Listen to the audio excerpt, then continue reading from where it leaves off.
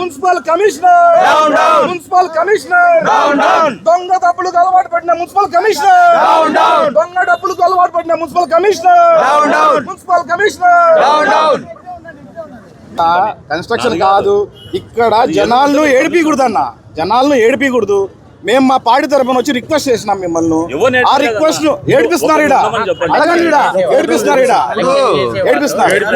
మీరు parking ticket లోపల parking పెట్టి చూపించి తీసుకోండి అన్న ధైర్యంగా తీసుకోండి మీ గెజిట్ ప్రకారం తీసుకోండి మీ పని టికెట్ వ్యక్తులు నిలబెట్టి వసూలు చేస్తారు కాదన్నా మీరు దయచేసి చెప్తున్నా మా పార్టీ వాళ్ళు వచ్చి మిమ్మల్ని రిక్వెస్ట్ చేసినాం కదా వచ్చి రిక్వెస్ట్ చేసి ఇక్కడ అన్ఆర్గనైజ్డ్ గా జరుగుతుంది అన్నప్పుడన్నా మీరు మేల్కొని ఓకే చేస్తామని అంటే మీకు సంతోషంగా ఉంది కలెక్ట్ చేస్తున్నారా ఇప్పుడు కడపలో ఉంది సరే కడపలో చికెన్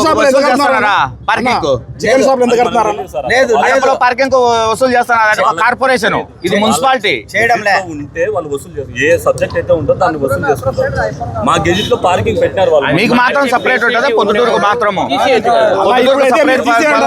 అన్న ఇక్కడ తీస్తారా తీరా అన్న ఇక్కడ దారిలో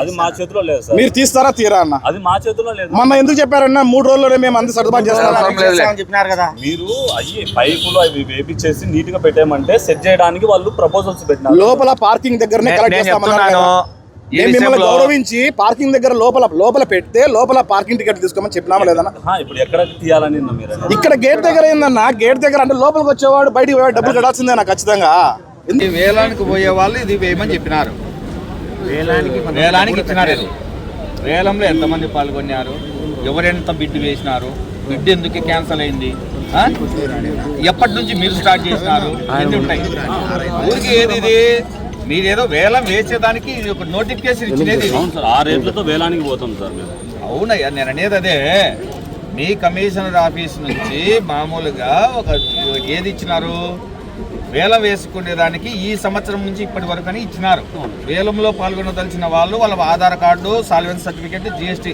ధృవపత్రం ఇది ఇచ్చి పాల్గొనమని చెప్పినారు వేలం వేసినారా వేలంలో ఎంతమంది పాల్గొన్నారు వేలంలో దాదాపు 6 మంది వరకు క్యాన్సల్ అయింది క్యాన్సల్ దేనికి అయింది అప్రూవ్ చేయలేదు మళ్ళీ ఎట్టొచ్చింది అది ఎప్పటి నుంచి మళ్ళీ కార్పొరేషన్ మున్సిపాలిటీ వాళ్ళు కలెక్ట్ చేస్తున్నారు కాదే మీరు ఏ రోజు నుంచి వేస్తున్నారో ఆ రోజు నుంచి కలెక్ట్ చేస్తానట్టు బిల్లులు కూడా ఉన్నాయి ఇంతకుముందు కూరగాయల మార్కెట్ ఇప్పుడు చికెన్ షాపులు మటన్ షాపులు చేపల మార్కెట్లది దీంట్లో కూడా అక్రమ వసూలు ఏ విధంగా అంటే మన జాఫర్ ఖాన్ గారికి చెప్పినట్టు గత పోయిన నెల వరకు బీజేపీకి సంబంధించిన నాయకులు ప్రశ్నించేంత వరకు కేవలం వసూలు చేసుకొని ఎటువంటి టోకన్ ఎటువంటి స్లిప్ ఇవ్వకుండానే తీసుకొని పోతున్నారు.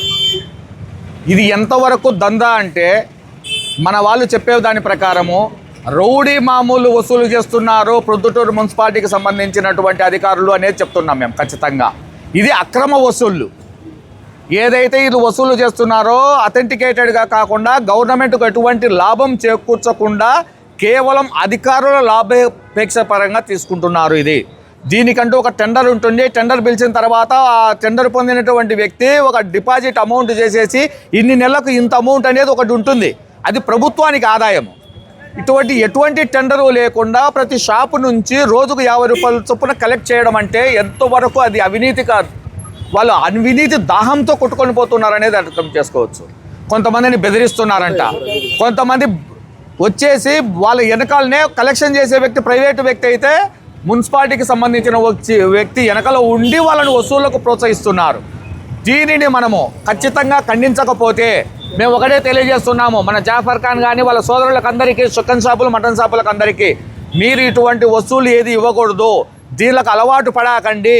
భవిష్యత్తులో ఈ విధంగా అలవాటు పడితే మనము మన చికెన్ షాపులలోంచి నెక్స్ట్ వసూళ్ళే కాకుండా చికెన్లు మటన్లు కూడా ఎత్తుకొని పోయే పరిస్థితులు వస్తాయి. అంత నీచంగా దిగజారుతున్నారు అధికారులు అనేది నేను తెలియజేస్తున్నాను. ఎవరైతే మున్సిపల్ అధికారులు అవినీతికి అలవాటు పడి ఉన్నారో వాళ్ళకు ఒకటే చేస్తున్నాను, మిగతా అందరి అధికారులను అయితే మేము అనడం లేదు. ఎవరైతే అవినీతికి అలవాటు పడినారో వాళ్ళు ఉలిక్కి పడినా కూడా మాకు అభ్యంతరం లేదు. మీరు ఖచ్చితంగా శిక్షను అనుభవిస్తారు. ప్రజల చేతిలో మీరు తన్నులు తింటారని కూడా మేము తెలియజేసుకుంటున్నాం.